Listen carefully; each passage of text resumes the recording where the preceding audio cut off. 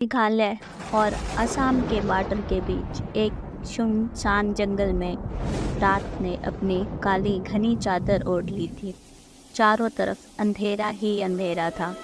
दूर दूर तक कोई दिखाई नहीं दे रहा था।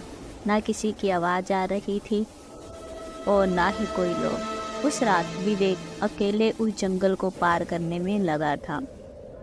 उसके चेहरे को देखकर ऐसा लग रहा था जैसे वो किसी बहुत बड़ी मुसीबत में है।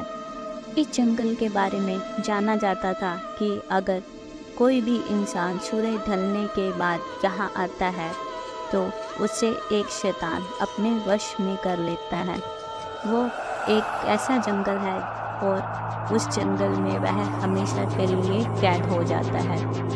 विवेक को ये बात पता था, लेकिन वह फिर भी नहीं रुका, बस आगे बढ़ा जा रहा था। जंगल के आखिरी छोर पर एक नदी बह रही थी और उस नदी को पार करते ही असम की सीमा शुरू हो जाती है। उस नदी के ठीक बगल में एक पुरानी हवेली थी। हवेली के आगे एक बोर्ड लगा था जिस पर लिखा था वशीकरण बाबा। गांव के लोगों का मानना था कि उस हवेली में कुछ अजीब है। वहाँ शैतानी ताकतें हैं जो हवेली में रहने वाले वशीकरण बाबा के मंत्रों की ताकत से इस दुनिया में आ गए हैं। 25 साल का विवेक अब उस हवेली के बिल्कुल सामने खड़ा था और जोर जोर से हाँफ रहा था। उस हवेली के दरवाजे पर एक बड़ा सा चौकोर निशान बना था, ठीक वैसे ही जैसे किसी तंत्र मंत्र की किताबों में होता है। विवेक हिम्मत जुटाया और दरवाज़ा खोला।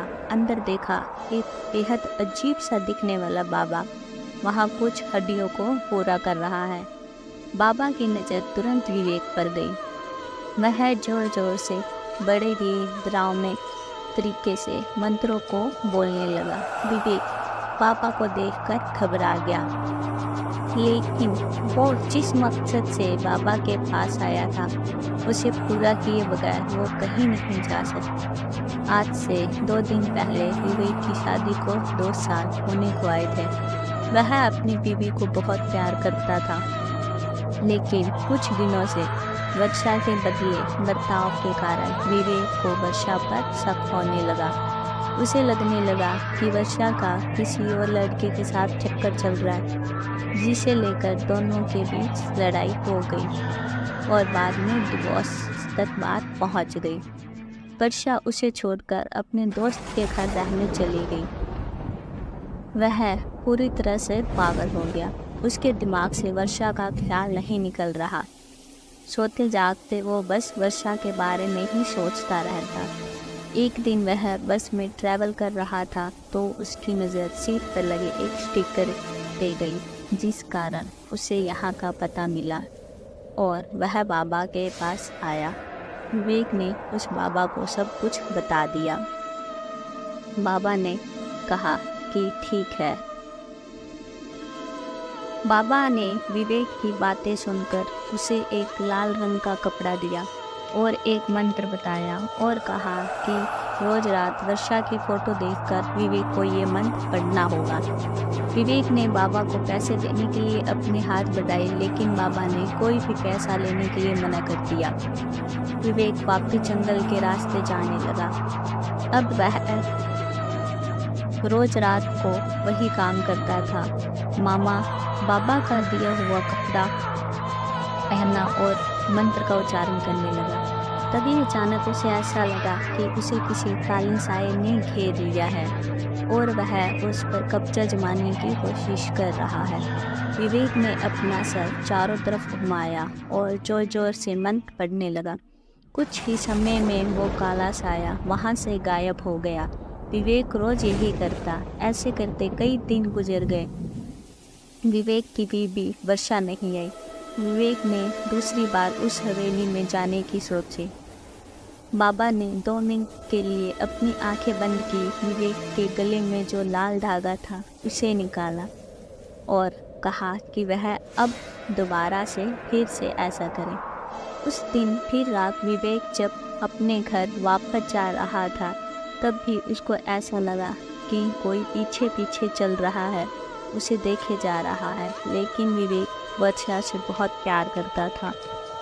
इस कारण उसने किसी भी बातों पर ध्यान नहीं दिया और वह चुपचाप अपने घर चला गया।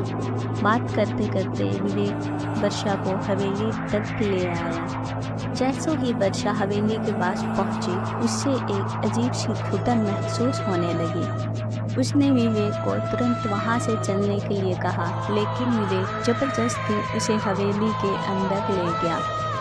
बाबा ने जैसे ही वर्षा को देखा, उसने विवेक को बाहर जाने के लिए कहा और दरवाज़ा बंद कर दिया। पूरे 2 घंटे हो चुके थे, लेकिन दरवाज़ा अभी तक बंद था। विवेक को अब घबराहट होने लगी। कुछ देर बाद दरवाज़ा अपने आप खुला। जैसे ही विवेक ने दरवाज़ा के बाहर देखा, उसके रोंगटे खड़े हो गए। अंदर वर्षा बेहोश पड़ी थी। उसके शरीर के चारों तरफ मोमबत्तियां जल रही थी।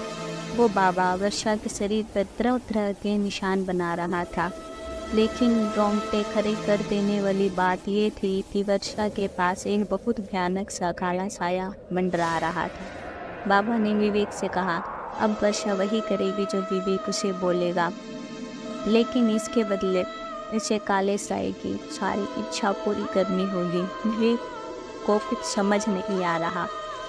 उसने वर्षा को चलने के लिए कहा, तो वर्षा कठपुतली की तरह उठकर खड़ी हो गई। वो एक जिंदा लाश से ज़्यादा कुछ नहीं थी। विवेक वर्षा की ऐसी हालत देखकर पूरी तरह घबरा गया। उसने बाबा को गुस्से में कहा, वर्षा को पहले जैसा बना दो। तभी काले साये ने विवेक को पीछे से धक्का दिया। वो काला साया बाबा में समा गया। उस बाबा का रूप भयानक और आत्मा में बदलने लगा। उस बाबा के चेहरे का रंग नीला पड़ गया और आंखें पूरी सफ़ेद हो गई। जोर जोर से हंसने लगा। उस बाबा ने अपने भयानक रूप में बोला, वो कोई मामूली इंसान नहीं, बल्कि वो एक शैतान साया है जो इस जंगल में न जाने कब से कैद था। उसने वर्षा की आत्मा चुरा के अपने आप को आज़ाद कर लिया है और विवेक को हमेशा के लिए अपना गुलाम बना लिया है। ये सब सुनकर विवेक फ़ौरन वहाँ से भागा और उस जंगल से निकल नहीं पाया। वो वहाँ से गुजरता, लेकिन हवेली के सामने आ जाता। धीरे धीरे उसके दिमाग ने काम करना बंद कर दिया और उसी जंगल में कैद हो गया। 2 महीने बाद उसी जंगल में पुलिस को 2 सड़ी हुई लाशें मिली। वो लाशें किसी और की नहीं, बल्कि वर्षा और विवेक की ही थी।